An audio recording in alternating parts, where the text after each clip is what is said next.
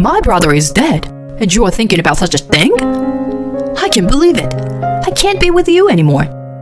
My husband Jaden loudly shouted me during the funeral, but I knew that he was just faking his true intention. His body smells of perfume, just like his dead brother's wife. I want a divorce. Divorce me immediately. Okay, let's get a divorce then. My husband was stunned for a minute when I accepted the divorce easily, but gradually he began to grin. He probably thinks he can be happy with his dead brother's wife now that he is divorced from me. That's not that easy. I whispered to myself so that no one could hear me. My name is Stella. I live with my husband Jaden and my mother-in-law. My parents already passed away and I have no siblings. My mother-in-law warmly welcomed me as if I were her daughter. I was so happy to have a family because I had been alone and depressed with no one to rely on. I love my mother-in-law and appreciate her very much. My husband had a younger brother, Bobby.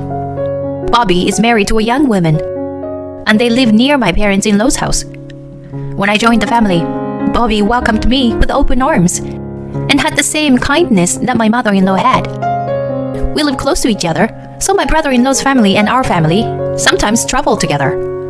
I was very happy with my new family, but those happy days were coming to an end. One day, my brother-in-law Bobby was rushed to the emergency room. I left work and was rushed to the hospital. In the hospital room, my mother-in-law was crying. I sat by her side and asked about his condition. He seemed to have passed the critical stage, but the doctor told us that it was still too early to tell. I held my mother-in-law's shoulder and encouraged her that everything would be okay. Still no sign of my husband or my brother-in-law's wife. I wanted them to come as soon as possible because my mother-in-law must have needed them too. My husband was on an urgent business trip, but it seems he's on his way to the hospital now. But my mother-in-law is at the loss. The fact that she can't even get in touch with Bobby's wife, Karen. I'm wondering if there is any way to contact her. But there was nothing we could do if we couldn't get in touch with her. We just kept waiting and waiting. I wonder how much time passed. Suddenly, we heard footsteps approaching to the hospital room. It was my husband and Bobby's wife, Karen. He explained the situation and brought her to the hospital too. And brought her to the hospital with him. I was glad that they were able to meet up with each other. I was so relieved. But then, I felt a strange sensation. My husband, he smells different. Oh, is he wearing perfume? But I knew it somewhere. I looked over and saw Karen holding my brother-in-law's hand. A few days later, my brother-in-law passed away. The wake and the funeral had gone without a hitch, and things had settled down to a certain extent. I noticed that my husband was taking care of Karen in a very friendly way. It is true that she must be in more pain than I am because her husband just passed away, and she probably needs a lot of emotional care. However, she seemed to be very close to my husband and even seems to be having a good time. I found myself doubting their relationship when her beloved husband was gone, and I felt intense self-loathing. I guess I have just a bad way of looking at things, and that's how my husband takes care of the situation.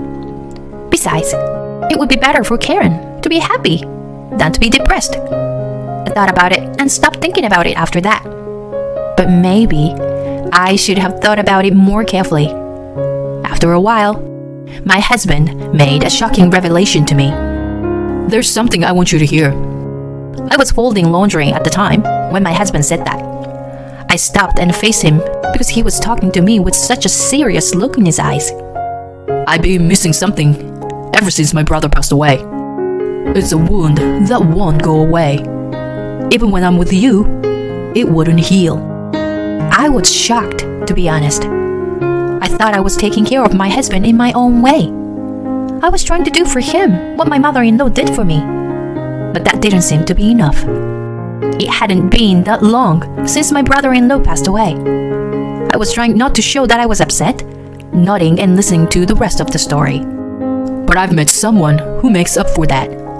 Yes, you see, it's Karen, Bobby's wife.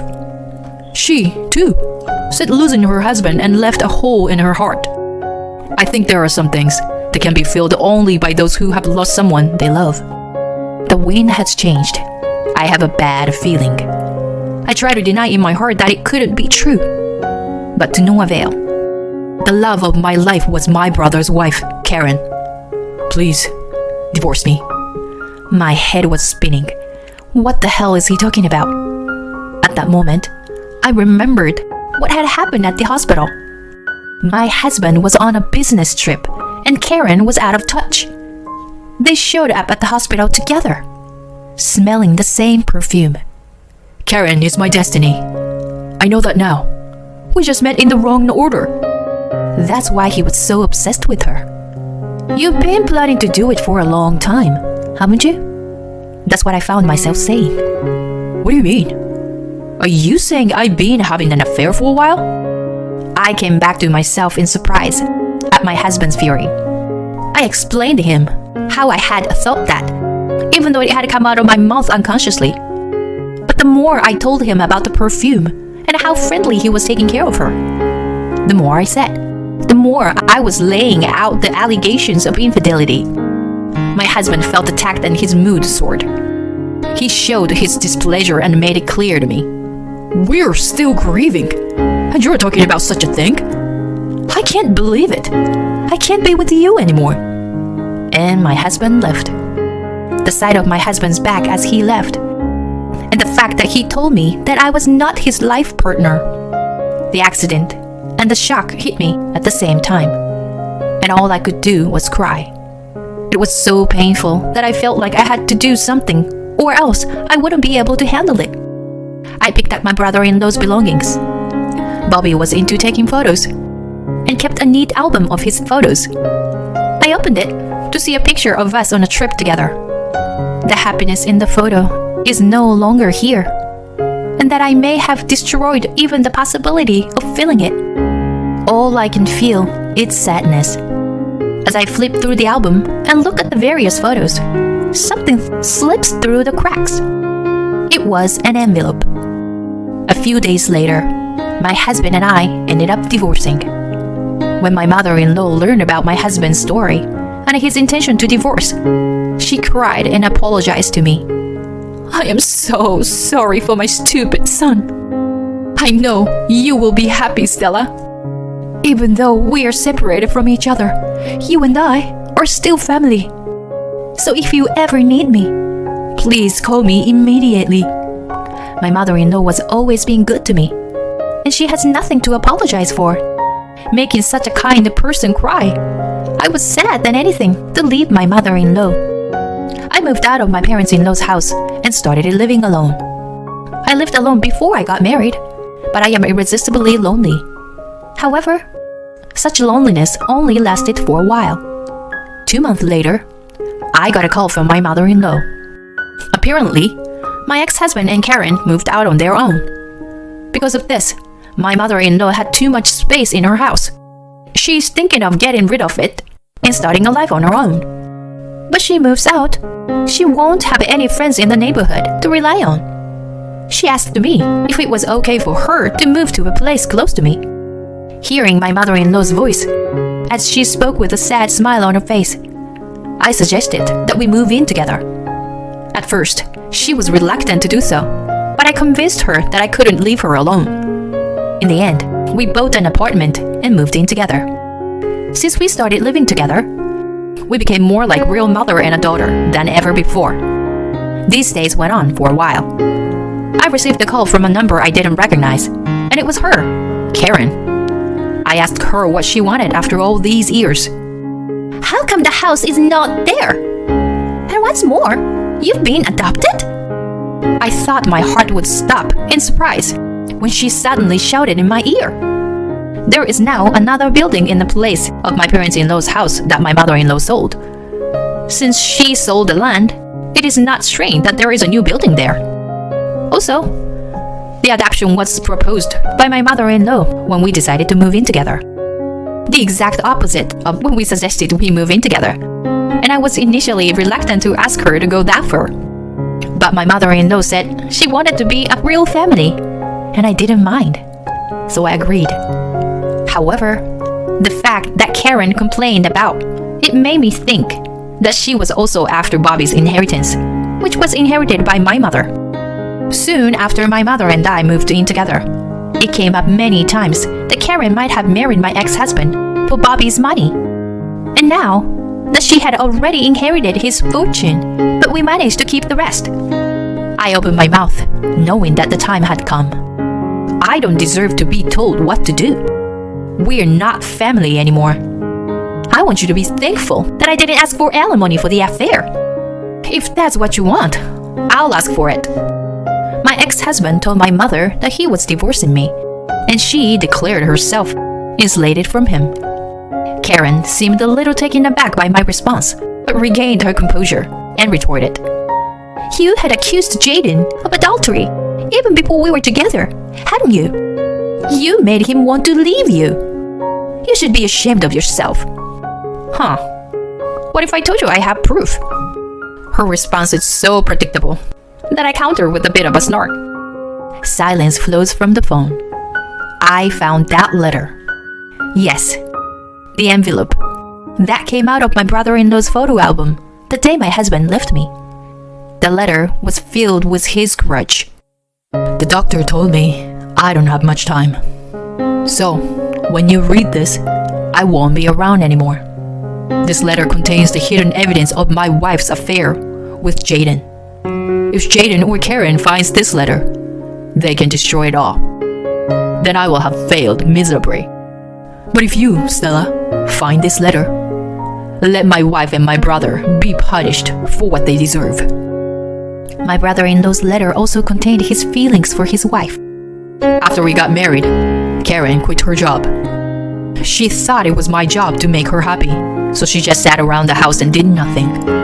When I told her that we should help each other out a little more, she got upset. And then there were days when she shut me out when she thought I wasn't making enough money. I had a hard time accepting that my wife had changed so much.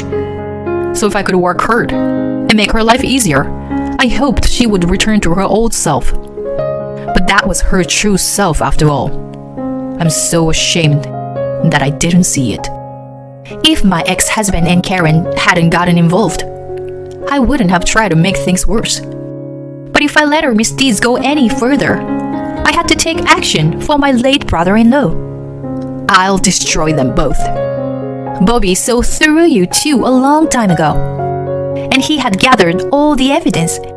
And I am going to ask you to pay alimony. It was easy to imagine her shaking over the phone. She's trying to sound as strong as she can, with that shaky voice of hers. There is no way you can ask for alimony now that we're married. That's a bluff. You are trying to scare me, but it's not going to work. I'll sue you for blackmail. Be my guest. Paying for a lawyer costs a lot, you know? Well, I'm sure it's a waste of money. You seem to have studied the division of property, but you didn't learn about adultery. So naive. You thought Bobby didn't know anything about it, did you? I didn't flinch at all. Then she hung up the phone violently.